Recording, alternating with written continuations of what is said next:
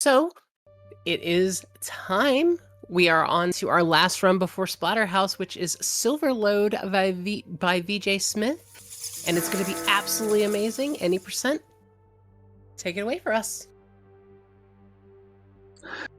Hi, I'm Peter Smith, and I run a lot of your horror games, and this is a point-and-click game that's 30 years old this year.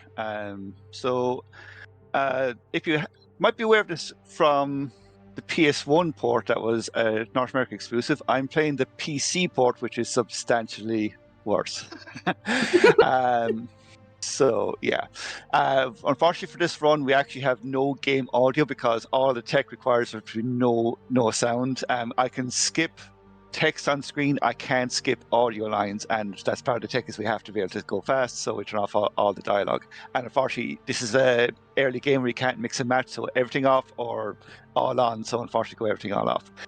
So this is a point-and-click adventure game set in the Wild West, and we're playing a man with no name about to go rescue a child being kidnapped by a cult. So time will start when I start and return to game. So 5, 4, 3, 2, 1, let's go. Okay, so first of all, we're mashing right mouse button to skip dialogue, and we're going to tent here to talk to this guy about a raid that happened on some kids. We're skipping dialogue. We can't go too fast here because I have to click on some keywords every so often in dialogue. And I'm going to grab a compass off this guy.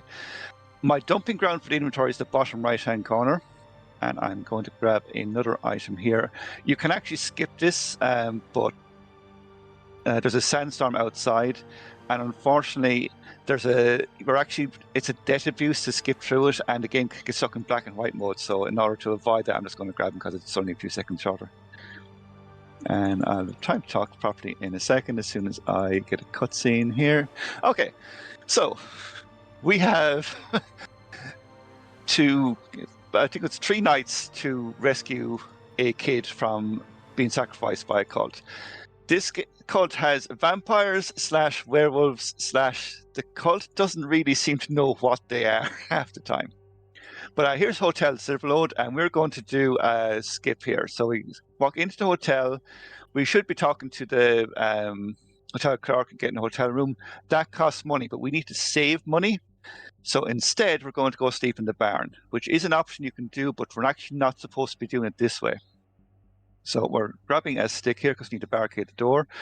And I am glitching this out by barricade with the stick. So I'm a bit finicky. I need to make absolutely sure I don't click out on it. And okay. So if you try to explore the town at any point without sleeping the night, you will instantly die. And if you die in this game, you get dumped to the DOS prompt. There's no game over screen or that. It just dumps you back to DOS prompt.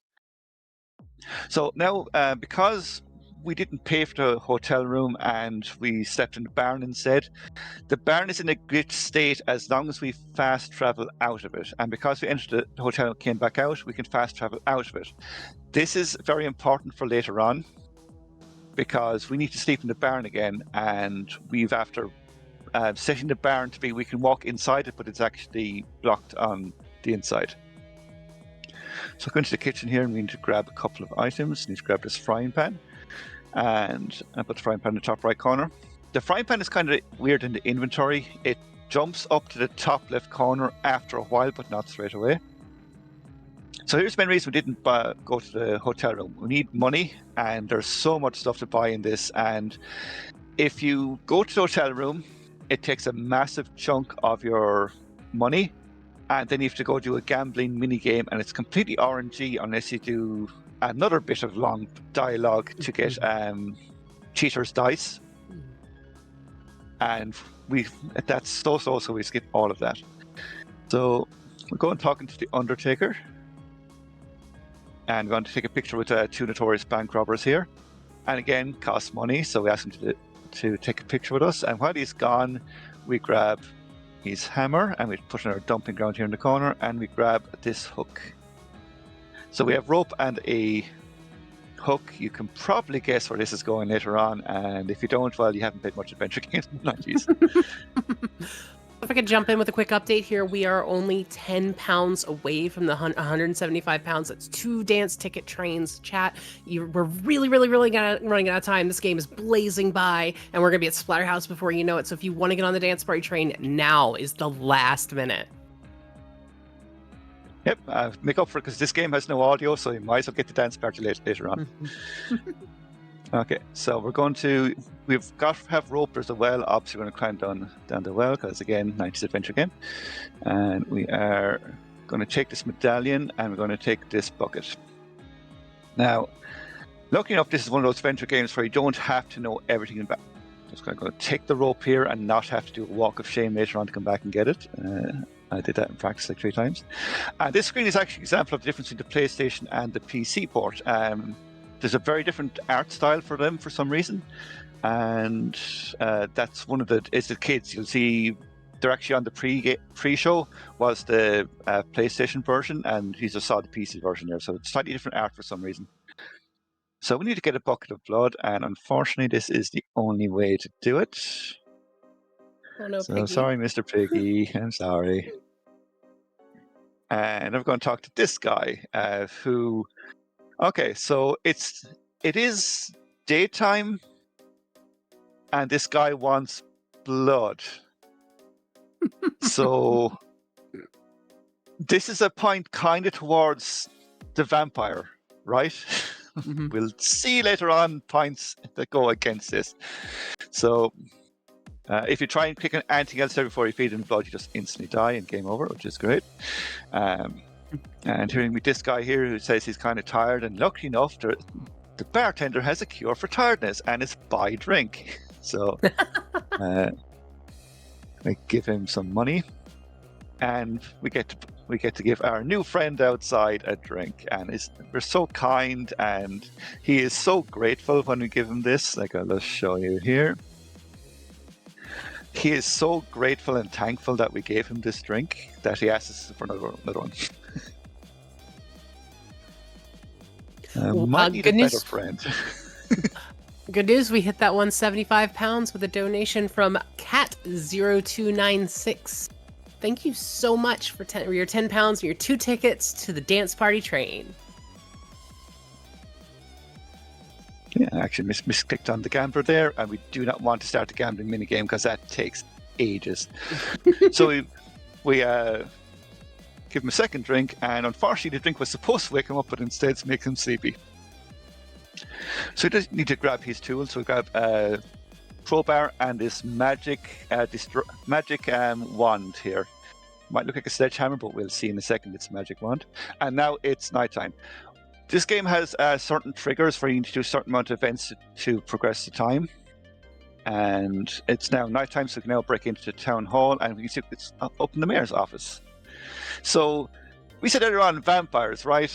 This is nighttime, there's a full moon, and this is quite clearly a werewolf, right? So are they vampires or werewolves? The question is still being asked. We'll have more evidence one way or another in a few minutes. So this is actually the worst screen in the game for speedrunning, because this has so many like single pixel points you have to click on. I'm trying to get a little bit cluttered here. I need to grab this single key here, which is again so hard to click on. And we need to use single key on this one pixel that you unlock here, and you'd only notice by clicking around random on the screen. There's like no hint for it. So we have magic circle here, so we use the magic spell on the magic circle and we teleport. And we're going to see this orb here. There's a spell blocking you from leaving the town on the far side. But lucky enough, we have a magic wand that helps us dispel magic. Sorry for a quick correction here. Cat0296 had a message that I forgot that just says, SilverLoad! Thanks. Okay, so we can fast travel in this game. So we've after destroying the magic orb, and we're going to fast travel back out to the hotel. You can use the magic spell. I was not supposed to click on that guy. And we are going to go into the basement underneath the kitchen and grab a lantern. There's actually a lot of stuff here I'm completely missing because this is any percentage, so there's a lot of like mini plots, and there's actually multiple playthrough options for stuff, but you don't see any of them in this category because we are grabbing the kid and getting out of here. We don't care about any other person in the town's problems or feelings. So as you can see, the barn here is still open, and we're going sleeping again. What you are supposed to do is you're not supposed to be able to do this twice in a row because you have to try and find another place to sleep for the second night. And the barn being in a good state lets us get away with it very easily. So we need to go back to the fast travel to the end of town. And if you try to come here without destroying that orb, you'd immediately get a game over. I click here, it's really finicky. Another game over if you don't close the blind over the parrot, you can immediately game over. So when you come in here and we use this telescope to look down through the town, we see there's an abandoned train on the tracks. That comes important later on and actually gives a skip. Just to make sure we don't abandon our donation train, we are only 5 tickets away from 200 pounds. That is 25 pounds. We can get there, chat. Don't abandon that train. So we are going to see a skip here. That was JFC was the first person. The other runner Fritz, so a huge shout out for him because he found so much to check for this. He found here in a second. So we are grabbing the rope and the hook to make a grappling hook and get across here. You can't combine items in your inventory. You have to actually do it on the ground, which is super annoying. So grab silver from the silver mine and this dynamite. Now we have to be very careful to not close our inventory and fast travel, and are fast traveling straight to the train. This skips a massive chunk of the game because we are supposed to do this big shootout with the sheriff and his gang outside the mine, and it takes a while. There's a big lore dump. That skips all of that because you're not supposed to be able to fast travel. If you close your inventory, you actually can't fast travel back out. I'm not sure what happened there. Did I just eat my... That just ate my inventory. Oh no. Okay, I have to reload. I have to reload a save. It's fine. I have one right here. That is really annoying. Game just ate my forceps. I actually legitimately have never seen that happen before. I'm not even just doing the meme. I literally have never seen That's never happened before. Yeah. Okay. Well, it's okay. We'll try this again, but it won't do that, right, game? Right? Your bag is definitely not a mimic that's going to eat everything you put in it. Yeah. Okay, so we put the coal in. We light it. Oh, I know what happened. I actually used the forceps in before I actually had the frying pan in with the silvers, but it just ate the it ate the forceps without actually just saying you can't do that. That's insane. Yeah, this game is kind of bugging this. So we got the bullet press from the gunshot later on. Again, this 5 money routing is very important in this. So, and this dumping ground here just saves up our inventory screen. And now we're going to exit back out with our silver bullets. Now we can actually kill the sheriff and his gang, because the last time when that we skipped, you're supposed to be fighting them. You can't kill them because they need to be killed with silver. It's almost like the werewolves. Yes, but there is lore as well for vampires being killed by silver, so... Oh. I kill that guy. We shoot the sheriff in the knee. Yes, we're definitely shot from the knee there.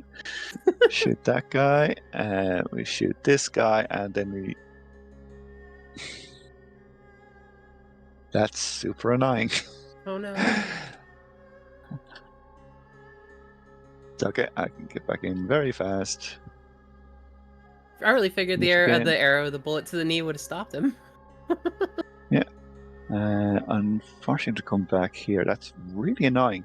The game kind of glitched out there on me because I had enough time to shoot if you shoot each gang member once, and the sheriff takes 2 hits, and for some reason it didn't give me it. Yeah, it's like you shot him to me, but you know, I'm not the judge of it, I guess. Just a reminder, we are getting ever closer and running out of time. We really want that dance party, and you've got to get your tickets to the train as soon as you can. £5 gets you a ticket to the dance party train for those bonus levels. When we hit our milestone of £250, that's only £75 away. That's just a handful of tickets. We can do it, chat. I know you can. Okay, we can still pull this back. I'm making absolutely sure this is in the right order.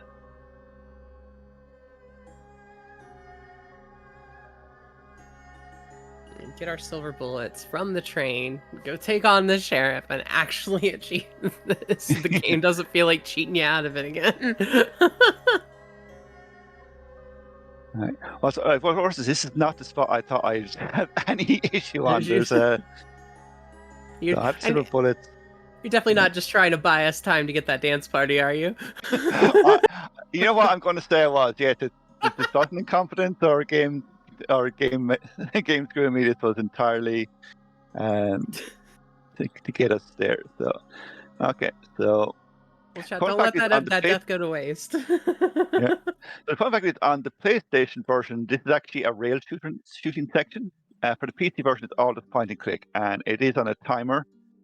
There, that's what's supposed to happen. Is we got the sheriff killed, and now it's nighttime. If we had done actually some of the side quests, it'd actually be cursed, and you have to have a way around the curse, otherwise it's an instant game over. We're coming to very much the end game here. So we grabbed ropes earlier on, now we can sneak into the church. And we are going to use dynamite here on the posts. And this is so fast, I cannot mess around. So I have to rescue the child here from the cult. And now I have to shoot the cult. And good thing these guys aren't werewolves because it's a full moon. To shoot each one once.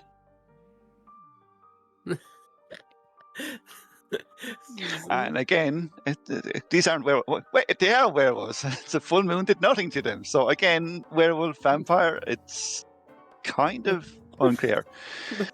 Time should be coming up very, very quickly after this. I just need to shoot, picking this guy a couple times in the face. Yeah, man. One more should do it. And I need to quickly get out of here because the dynamite will blow up and kill me if I'm not fast enough. So. Run. And that is time. Time! GG! That was awesome! Even that was so Scottish. You had a couple of hiccups, but that game was really cool, and you masterfully ran through it. Do you have any shout-outs, anything you'd like to say before we cut to break? Yeah, first I would like to shout out to JFC, the original runner of this. He found a lot of the tech, including that mind skip there, which skips like about 5 minutes of gameplay. It's amazing you found that, and most other tech I found is based on that skip. So yeah, I've been VJ Smith. You can find me on speedrun.com for as VJ Smith. You can find me on Twitch as VJ Smith. And if you like talking about old adventure games, please hit me up because I love talking about old jank games. So yeah. Those old adventure games are absolutely a delight. Thank you so much, VJ Smith, for sharing that with us. That was so cool.